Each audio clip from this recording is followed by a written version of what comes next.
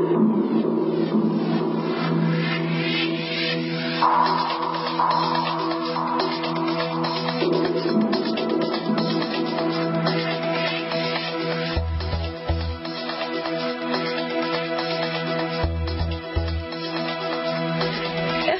vous propose Dans le vif de la Constitution.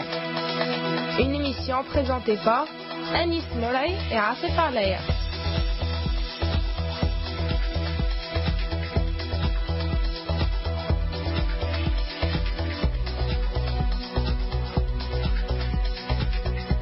Et 8h31 sur les ondes d'RTCI, Radio Tunisien International, dans le vif de la Constitution, avec Anis Moulay. Bonjour Anis. Bonjour Afef. Toujours avec nous, et on a le grand plaisir de recevoir professeur Abdelhamid Labed, professeur de droit public dans les universités tunisiennes. Bonjour professeur. Bonjour Afef. Alors, aujourd'hui, on va s'attaquer à quoi exactement, Anis? Aujourd'hui, Afef, on va s'intéresser donc à l'organisation juridictionnelle en Tunisie. C'est un thème qui est très intéressant dans la mesure où il reprend donc un peu les caractéristiques du pouvoir juridictionnel en Tunisie, du pouvoir judiciaire en Tunisie. On va essayer de décortiquer un peu donc cette cartographie des juridictions en Tunisie.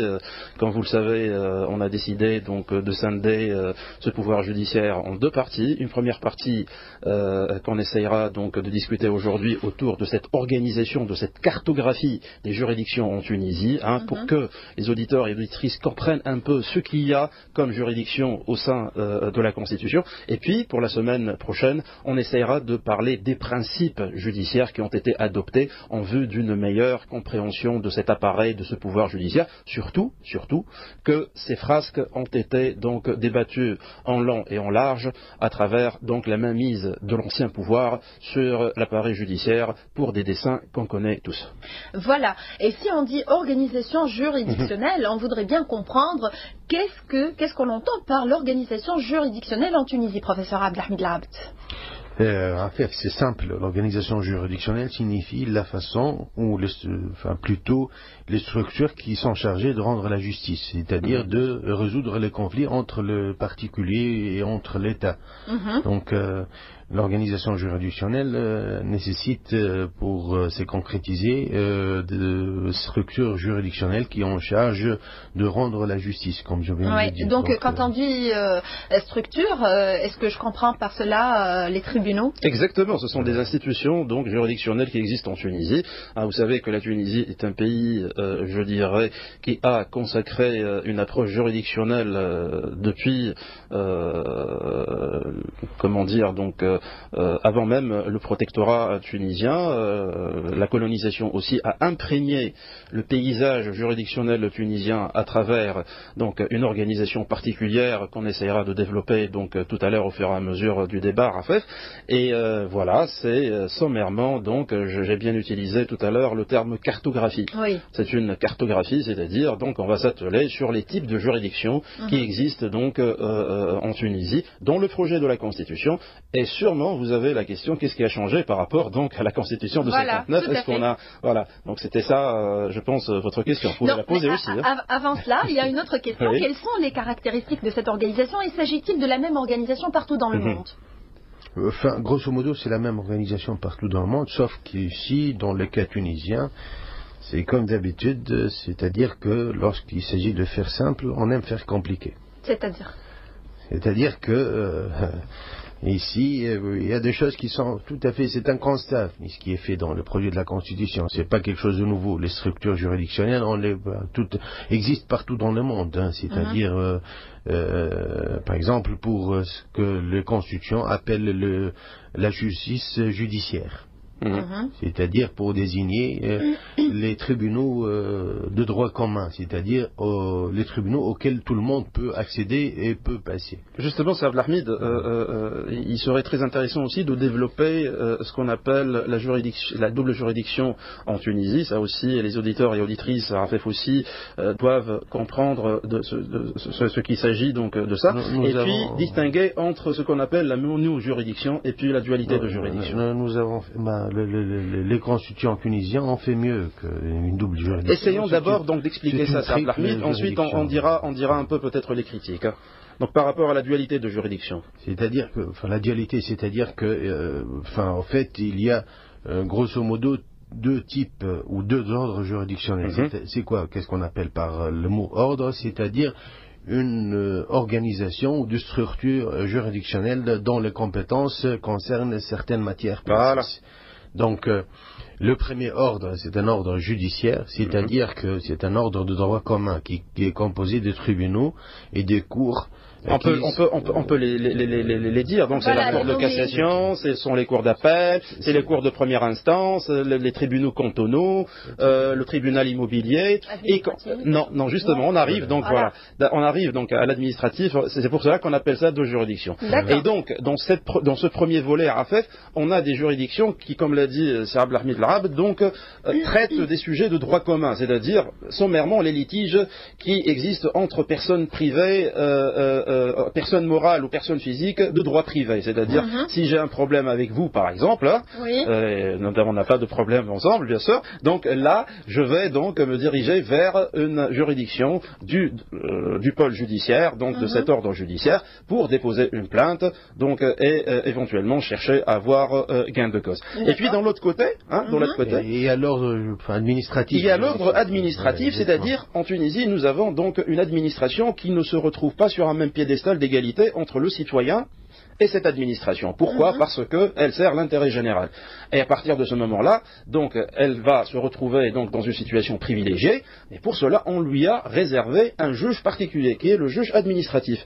Donc, si j'ai un problème avec une administration particulière, n'importe laquelle, administration centrale, comme un ministère, administration déconcentrée, comme donc une continuité d'un ministère dans une région, administration décentralisée, donc comme une commune ou donc une municipalité, là, je vais me diriger donc vers ce tribunal administratif afin d'essayer de gagner mon litige face à l'administration. C'est pour cela qu'on les appelle l'ordre juridictionnel judiciaire et l'ordre juridictionnel donc administratif. C'est pour cela qu'on appelle ça donc une dualité de juridiction. Dans certains pays, juste pour distinguer, comme les États-Unis, comme donc l'Angleterre, comme l'Australie, comme la Nouvelle-Zélande, on n'a pas cette dualité de juridiction. L'administration y est traitée comme l'individu. D'accord. Même en Algérie, à côté de nous, il n'y a pas cette dualité juridique. Même le Maroc n'a pas cette dualité juridique. Je parle donc des pays là où la tradition mono, je dirais, juridictionnelle est confirmée. Donc, je parle du droit comparé essentiellement, donc le droit anglo-saxon. Et pourquoi cette distinction? Au fait, c'est le rôle de l'administration. D'accord. Parce que dans ces pays-là, ils n'ont pas la notion de service public. Comme nous l'avons nous, où les Français possèdent donc la notion de service public. C'est-à-dire, la notion du service public, c'est le fait d'allouer certains services pour donner des prestations particulières, parfois même gratuitement, comme ce qui se passe actuellement en matière d'enseignement supérieur. La gratuité ne signifie pas qu'on ne paie rien du tout. La gratuité signifie qu'on ne paye pas le coût de revient. Le minimum. Voilà, on paye une partie donc et ensuite, comme la santé aussi en Tunisie. Donc lorsque vous allez dans un hôpital, parfois vous ne payez rien du tout, alors que réellement, si vous allez chez un privé, vous allez payer donc une centaine de fois ce que vous avez payé chez. C'est ça. Donc qui va payer ce reliquat-là? Qui va payer les enseignants? Qui va payer les docteurs de santé publique? C'est le service public à travers l'impôt qui est collecté. Dans les pays donc libéraux, je dirais, donc libéraux qui n'ont pas la conception du service public en fait, donc on n'a pas besoin d'une juridiction qui comprenne un peu donc je dirais le souci de l'administration d'essayer parfois même donc de satisfaire un intérêt général au détriment des intérêts particuliers. Et c'est pour cela qu'en Tunisie donc on a cette double juridiction et dans les pays anglo-saxons on ne possède pas cette double juridiction. Voilà. Alors qu'est-ce qui a changé dans cette organisation contenu dans ce projet, le projet de loi qu'on discute dans cette émission par rapport à la Constitution de 1959? La Constitution de 1959 est une constitution sommaire à propos de la justice. Donc il n'y a pas les détails qui concernent, par exemple, l'institution de cet ordre, double ordre juridictionnel, même si les semences qui ont été réellement jetées dans la Constitution de 59, mais il n'y a pas l'étendue dans la description, dans la façon avec laquelle les juridictions doivent rendre justice, etc. Donc le texte de 59 était un texte très bref, très concis.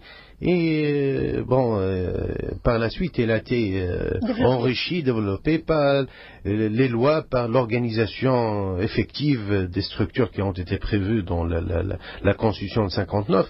Donc, le texte de 59 était un texte très exhaustif.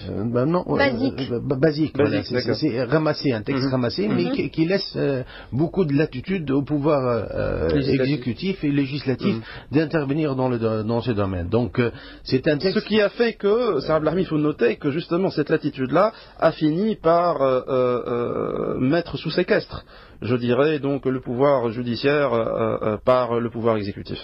Enfin, je dirais pas ça. Je dirais pas jusqu'à cette constatation, mais en fait, ça donnait beaucoup de latitude. C'était au pouvoir, même à tout le monde, c'est-à-dire au pouvoir exécutif, au pouvoir législatif, pour essayer d'aller avec le degré d'évolution du pays. C'est-à-dire que les habits qui ont été faits ont permis d'évoluer. Ici, nous avons une architecture qui est trop large pour le pays. C'est-à-dire quelque chose qui, ça peut être fait dans un pays qui a des dimensions autrement plus grandes que la Tunisie. Mais le texte de 59 était un texte qui permettait de travailler normalement. Bon, la mainmise sur l'appareil judiciaire, la façon avec laquelle la justice a été rendue, etc., ce sont des affaires d'hommes et d'institutions. Et surtout de législation. Jusqu'à maintenant, même si on a ce texte constitutionnel, nous avons des problèmes avec le texte, le texte juridique qui sont appliqués par les juridictions. Nous avons un système juridictionnel, nous avons un système de normes, de lois qui n'est pas en phase avec l'évolution, qui pose problème. C'est-à-dire, le problème ne sont pas au niveau de la Constitution. Le problème sont au niveau de infraconstitutionnel, c'est-à-dire au niveau de la loi. Et la loi date aujourd'hui, cette année, en 67, le code pénal tunisien a 100 ans. 1913-2013. Donc et l'organisation judiciaire, donc c'est la loi de 67, la loi organique de 67. Beaucoup de choses, et même au niveau de la procédure, etc., nous avons beaucoup de défaillances. Et au lieu de voir le détail, ce qui est plus important que ce texte-là, nous avons fait tout à l'envers, pour conclure. C'est ça. Et nous avons ici un appareil qui est assez large, avec un ordre juridictionnel administratif, un ordre juridictionnel judiciaire et aussi la trilogie, un ordre juridictionnel financier. Tout ça, ça veut rien dire. C'est ça la nouvelle, je dirais, nouveau apport, donc c'est un nouvel ordre qui a été établi. Au fait, pour être exhaustif, en Tunisie, on a principalement ces deux ordres-là, donc comme je viens de le citer, l'ordre judiciaire et puis l'ordre administratif, mais de l'ordre administratif aussi, il y a rattaché quelques juridictions. C'est la Cour des comptes, qui épluche les comptes des institutions étatiques, c'est-à-dire après les ministères, les entreprises publiques à caractère administratif, qui sont alloués donc qui sont donc financés par des fonds alloués sur le budget de l'État. À la fin de l'exercice, leurs comptes sont décortiqués par la Cour des comptes. C'est contrôlé par la Cour des comptes, dans ce qu'on appelle un contrôle a posteriori de l'exécution des dépenses publiques, et des recettes publiques aussi. Et puis il y a ce qu'on appelle la Cour de discipline financière. Et c'est quoi son rôle? C'est la Cour de discipline financière. Elle va essayer de faire une investigation, de rechercher s'il y avait défaillance chez ceux qui ont commandité donc l'exécution du budget, c'est-à-dire ce qu'on appelle les ordonnateurs ou les comptables publics. Si ces gens-là, qui sont des autorités publiques, investis d'une mission de dépense, c'est-à-dire de recouvrer les recettes et d'effectuer les dépenses, ont bien effectué leur travail, ont bien exécuté donc le budget de l'État. Là, dans ce projet de la Constitution, on leur a réservé tout un pôle. Donc actuellement, nous avons 3 pôles. Donc le pôle judiciaire, qui existe déjà, le pôle administratif avec le tribunal administratif, et financier. et voilà le pôle financier. Mais ce qui est encore plus important, donc, c'est l'évolution peut-être qui a été faite par rapport au Conseil supérieur de la magistrature. Oui, et justement, Anis, on ne peut pas discuter de cette organisation sans évoquer le Conseil supérieur de la magistrature, qui était une source problématique dans l'ancienne Constitution en raison de la mainmise du pouvoir exécutif. D'ailleurs, vous avez parlé de ça tout à l'heure, sur l'appareil judiciaire. Alors, qu'en est-il advenu de ce Conseil ?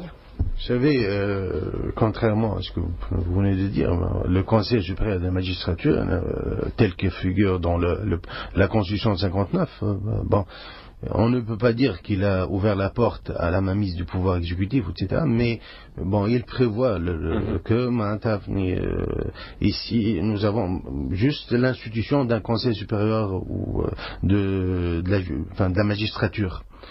Donc, d'abord, c'est Abdelhamid, pour le Conseil supérieur de la magistrature. Oui. Quelle était donc sa mission principale ?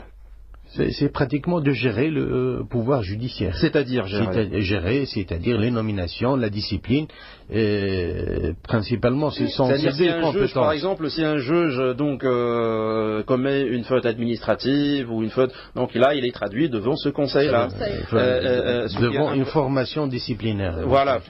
Donc s'il y a aussi, donc vous savez que chaque année il y a une rotation donc des juges. Les juges ne restent pas immobiles, inamovibles dans leur donc poste. On peut retrouver donc un juge qui était donc à la première instance de Jandouba qui sera donc je dirais à la cour d'appel de Tunis. Donc il y a une rotation qui est annuelle. Le Conseil supérieur de la magistrature se charge de réaliser donc cette rotation des juges. Il est là donc pour gérer un tant soit peu donc les affaires judiciaires des tribunaux donc en Tunisie. Le Conseil gère la carrière de magistrat. Tout à fait. C'est exactement ça. Il n'y a pas une autre. Et qui était présidé par par le président de la République. Par la suite, ce n'était pas prévu dans la Constitution. Oui. C'est la loi organique qui a créé le Conseil supérieur de la magistrature, qui a fait en sorte que le Conseil soit présidé par une autorité politique. Donc voilà, c'est ça le problème. Donc c'est une autorité judiciaire qui est présidée par une autorité politique.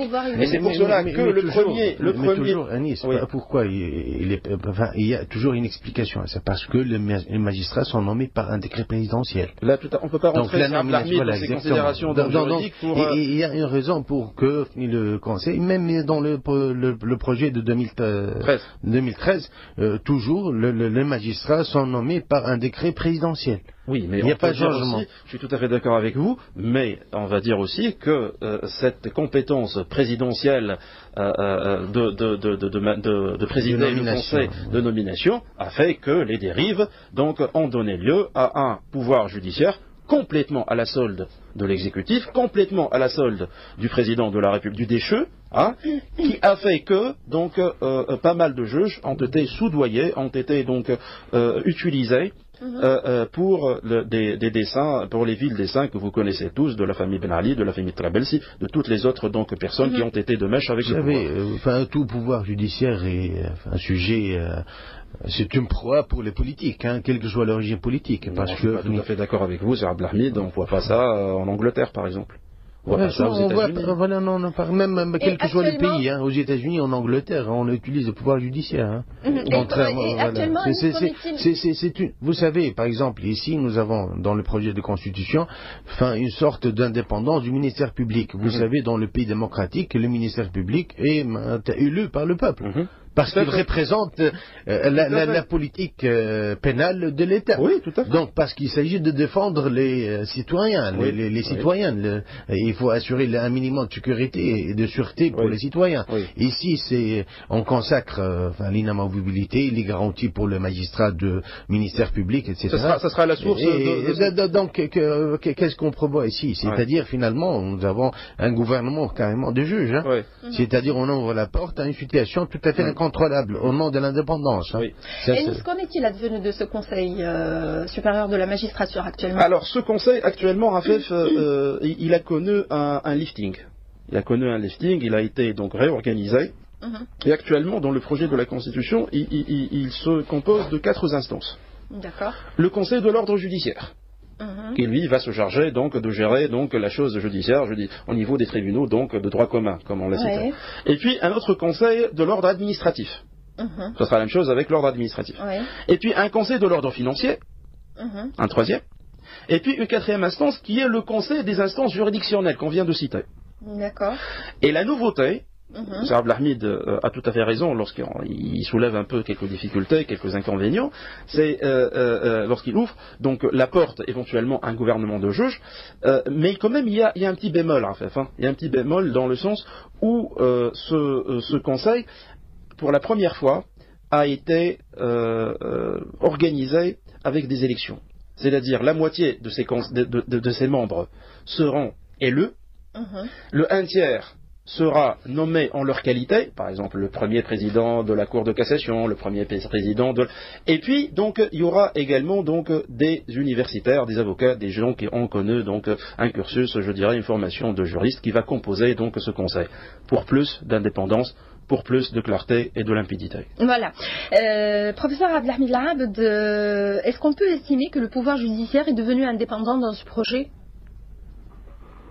Vous savez, le pouvoir judiciaire ne pourra jamais être indépendant parce que le pouvoir judiciaire, ça traduit la façon avec laquelle l'État va défendre les citoyens. La justice est faite pour protéger les faibles et aussi pour faire en sorte que la paix règne dans le pays. Sinon, il n'y aurait plus d'État. Donc le pouvoir judiciaire est nécessairement, même s'il est organiquement ou de façon qui concerne les structures et l'organisation, est entre guillemets indépendant, mais en fait il ne peut pas être indépendant vis-à-vis de préoccupations des citoyens. Donc il faut assurer un minimum d'équilibre entre l'indépendance qui est souhaitée et la fonction principale, exclusive, je dirais, de la justice, c'est de rendre justice, c'est de faire régner la paix dans la société, donc et de défendre la société contre les éléments qui perturberaient, qui porteraient atteinte à la paix civile. Donc la justice n'est pas indépendante dans ce sens-là. Donc il faut trouver toujours un équilibre entre ces deux préoccupations. Et surtout, il ne faut pas oublier que les juges ne sont pas élus. Donc ce sont des juges désignés. Donc ce sont théoriquement des juges qui ne vont pas rendre compte. Mais il faut imaginer des mécanismes qui pourraient éventuellement faire en sorte que le juge, comme toute autre institution, rende compte aux citoyens. C'est ça le dilemme ou la question ou la problématique à laquelle font face tous les pays du monde, pas uniquement la Tunisie. Abdelhamid, moi j'ai une question à vous poser en tant que maître de conférence et je dirais même donc une éminence dans ce domaine-là, je considère. Entre guillemets, éminence. Non, je sais que vous êtes des éminences. Il y a eu je dirais un problème soulevé par les juges eux-mêmes par rapport donc au tiers qui a été réservé aux non-juges. Dans le Conseil supérieur de la magistrature, vous savez, on a nommé, il y a donc la moitié qui sont nommés, qui sont élus donc à travers les juges, un tiers qui est nommé par leur qualité, S-qualité exactement, et puis donc des personnalités qui n'appartiennent pas forcément donc à ces corps-là, au corps de juges, vous savez, des universitaires, des avocats, des huissiers. Qu'est-ce que vous dites par rapport à ça? Vous savez, dans le projet de la Constitution, ce qui est prévu dans les structures qui font partie de futurs Conseils supérieurs de la magistrature, comme vous venez de le dire, qui sont au nombre de 4, la moitié des membres doivent être de juges, soit élus ou désigné, mais le texte prévoit que la majorité doit être élue. La majorité de juges qui feront partie des conseils supérieurs de magistrature doivent être élus. Il n'y a plus de nomination. Donc. Il y a de nomination, mais la nomination limitée. Restreinte aux juges S-qualité, c'est-à-dire le premier président de la Cour de Caen ou le premier président de haute cour, c'est-à-dire la Cour de cassation, de choses comme ça, ou du tribunal administratif. Mais l'autre moitié doit être constitué de gens qui ne sont pas de juges professionnellement. Donc, cette dualité de composition au niveau du Conseil. Qu'est-ce que vous en pensez justement? Vous savez, on n'a rien fait ici, on a transposé ce que font les autres. Oui, mais réellement, selon vous, est-ce que ça pourrait aboutir à un meilleur fonctionnement de cet appareil? Bien sûr, parce que on ne peut pas... la justice, c'est quelque chose, comme on dirait, comme la politique, c'est quelque chose de trop important qu'il est totalement exclu de la confier exclusivement aux politiques, comme aux juges. Donc c'est quelque chose de très sérieux dans l'État, donc on ne peut pas la confier exclusivement à la même personne, on ne peut pas à la fois être juge et partie. Aujourd'hui, le juge tunisien, et au moins les structures qui parlent au nom du Tunisien, disent que on n'accepte pas que des personnes étrangères au corps des magistrats font partie du Conseil supérieur de la magistrature. Ouais. Mais c'est quelque chose d'extraordinaire, c'est-à-dire le juge ne se trouve pas sur une autre planète, il se trouve dans le même pays, dans le même bateau que les autres Tunisiens. Moi, j'ai l'impression que c'est l'avocat qui parle là. C'est pas l'avocat, c'est la vérité. C'est même tout citoyen. Vous savez, vous parlez de l'Angleterre. En Angleterre, la justice est rendue même à minuit. Oui. Lorsqu'il y a 2 hommes, etc., on rend le juge tunisien, le juge anglais pour rendre justice, séance tenante. On n'a pas besoin de faire des instructions, etc., et de faire en sorte qu'il y ait des rapports de police, mais il y a des infractions qui sont constatées sur le champ, sur l'État, et condamnées en tant que telles. Et jugées en tant que telles. Ici, le juge tunisien ne veut pas, il veut dormir, attendre jusqu'à... On ne parle pas de la majorité, la majorité est en train de faire un bon travail. Il faut être réaliste. Ouais. La justice dans ce pays est rendue à pas de torture. Lorsqu'elle est rendue, et vous n'avez aucune garantie que la justice est rendue. Le Tunisien ici, on cherche même un 4e degré de juridiction, au-delà de la cassation, parce qu'ils savent que le système est quelque chose qui pose énormément de problèmes au pays. Un des drames de ce pays, c'est la justice. Donc vous estimez, juste je terminerai avec cette question, Rafef, si vous le permettez, donc bien sûr, c'est d'abord, je dirais, c'est vous qui le dites par rapport à ça. Donc, oui, tout à fait, bien sûr. De mes paroles. Et puis, ma question, moi je pense que quand même, avec même les dérives qu'on est en train de constater par rapport à ce qui arrive donc en Tunisie actuellement, mais c'est de loin meilleur ce qu'il y avait sous l'ère du déchet. Non, vous savez, il y a des choses qui sont très simples. Ici, nous avons par exemple un problème de procédure, qui est un problème des détails. Vous savez qu'on a autant de codes de procédure civile et commerciale en Tunisie que de juges. C'est-à-dire nous avons à peu près 3000 codes. Parce que chacun le fait, l'interprète et l'applique à sa façon. Donc finalement, et vous savez, il y a une chose très simple, le principe du contradictoire, c'est-à-dire le fait que lorsque vous êtes dans un procès, vous avez la possibilité de vous défendre, c'est-à-dire lorsqu'on vous avance un argument, vous avez la possibilité de contre-argumenter. Et le principe n'est pas respecté dans ce pays, par le juge même, parce que le juge ne sait pas ce que c'est le principe du contradictoire, ou ne veulent pas le savoir. Et on n'a pas besoin de l'inscrire dans la Constitution. C'est-à-dire, il y a des choses le diable se trouve dans le détail. Et ici, nous avons une armée de diables. Alors, là, vous êtes un peu fort. Ça, c'est vous qui le dites. On ne va pas faire une armée de diables. Là, on va dire des gens qui rendent justice. Et d'ailleurs, on salue tous les juges, Rafef. Non, c'est pas une attaque de juges. C'est pour décrire la situation telle qu'elle existe réellement. Je comprends, c'est Abdelhamid. On va saluer donc tous les juges tunisiens, qui soient donc de l'ordre administratif, judiciaire, financier, et on leur souhaite bon courage parce qu'ils sont en train de mener quand même une bataille très très importante vis-à-vis de l'exécutif de la Troïka, et pour cela on leur dit donc un grand chapeau, grand bravo et bonne continuation. Et on a 30 secondes si on a le temps, Anis, pour résumer justement l'organisation juridictionnelle. L'organisation juridictionnelle, on va juste revenir sur ce qu'on a dit, 3 pôles, pôle judiciaire, pôle administratif et le nouveau pôle donc financier, avec un conseil supérieur de la magistrature qui a été revisité, qui a connu un relooking, un lifting, donc avec 4 sous-instances, l'instance juridictionnelle, judiciaire, administrative et financière, et un conseil d'instance qui va réunir, donc espérant que la justice va marcher dans ce pays avec ce projet de la Constitution. Alors, la semaine prochaine, on va parler de quoi? La semaine prochaine, on restera encore dans le pouvoir donc judiciaire, et on va s'intéresser aux principes édictés dans ce projet qui assurerait une indépendance, une limpidité et une protection au juge. Voilà. Parce que lorsqu'on protège le juge, on protège également le justiciable. Voilà. Merci beaucoup. Merci professeur Abdelhamid Labed, professeur maître de conférences en droit public dans les universités tunisiennes. Merci Anis. Je remercie Tarek Drissi pour sa collaboration technique. Slahdi Membarek vous présente le flash de l'actualité de 9h. Quant à moi, je vous retrouve demain à partir de 10h dans C'est le Mag. D'ici là, portez-vous bien. Au revoir et à demain.